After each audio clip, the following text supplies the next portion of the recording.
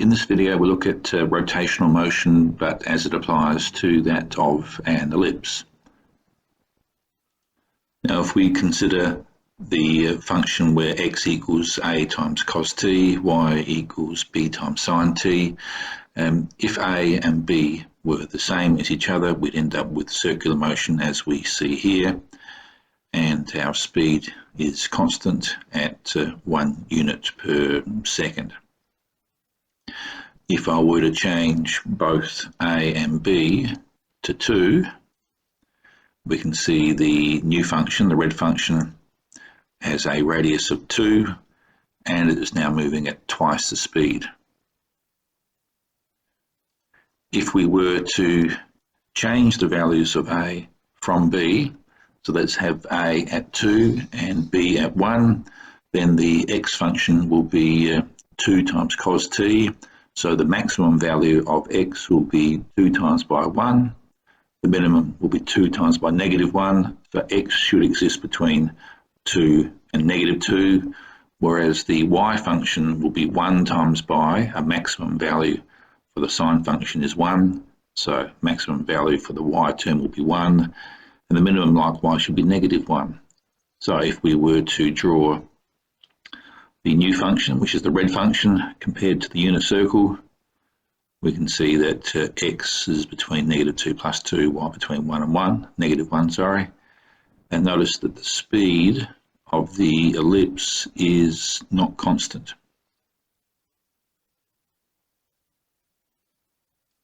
So if we were to change a to 3, we'd expect the x value to range between +3 and -3. Y will not change, and we can see that there.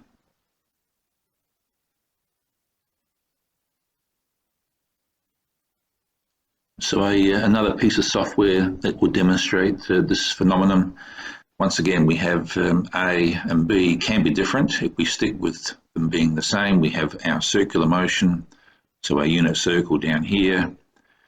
And here we have a graph showing the max and min values for x and y, so ranging between 1 and -1 in each case. And we can see the speed here is constant at 1. If I were to change the a value to 2, then my x values now, we have 2 cos t for the x function, so the amplitude is 2 units for the x, so ranging between 2 and -2. Y is still 1 and -1. And notice here that the speed is no longer constant, it is fluctuating. And once again, if I change the a value to 3, okay, we're between -3 and +3 for x, -1 and +1 for y, and a non-uniform speed. So given the parametric equation, x equals a cos of a multiple of t, y equals b sine wt, we know that cos squared plus sine squared is equal to 1. We can replace cos of wt by x divided by a, and likewise y divided by b for the sine wt term. If we square all that, we end up with the equation. So that is the equation of an ellipse. Let's look at a question here. We have our x function is 2 cos t, our y function is 3 sin t, so the a and the b value is different. Notice the multiple of the angle is the same in each case. On part A here, I want to show that the parametric equations I'm given can be expressed in this form here. So if I rearrange the x function, I will get cos of t equals x divided by 2, and the sine of t equals y divided by 3. So I know that cos squared t plus sine squared t is equal to 1, and therefore I end up with x on 2 all squared plus y on 3 all squared equals 1, and if I square each fraction, I end up with x squared on 4 plus y squared on 9 equals 1. Remember, if you're asked to show, then you should not shortcut any of these steps here. On part B, if I want to sketch the path, I recognise that we have an ellipse here, and I know from my x function here the maximum and minimum values will be between the 2 and -2 for x. So if I were to consider, let's go for that spot there is 2 units, and then I'd come across here and there is -2. For the y values, I'm between 3 and -3. So there's 1, 2, 3 takes me up to here, and -3 would take me down to there. So therefore a sketch of my graph would be such as this one here. Okay. In part C, to work out where the point is after 3 pi on 4 seconds, a simple matter of replacing 3 pi on 4 for t in each case. So the x value is 2 cos 3 pi on 4.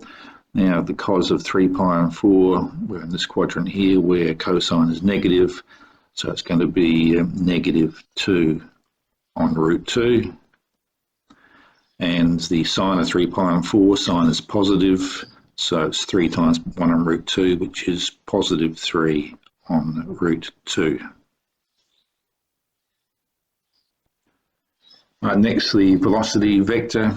Once again, the velocity vector is found by working out the x dash and y dash values. So in this case, differentiate the x function and I will get -2 sine t. Differentiate the y function with respect to t and I will get 3 cos of t. Part E, we're after the speed.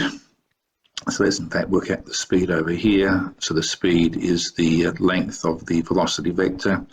So we'd square that term there and we get 4 sine squared. Add it to the square of the y term and I get 9 cos squared. So now in part 1 down here, if I want the speed, then I would have to work out 4 times by the sine of pi on 2 squared. And pi on 2 being 90 degrees puts me up here, and therefore the y value there is 1. So I've got 4 times by 1, and the cos of pi on 2 at this point here is 0.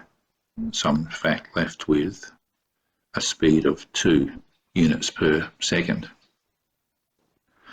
Now for part 2, once again I'd need to replace the value of t by 2 pi on 3.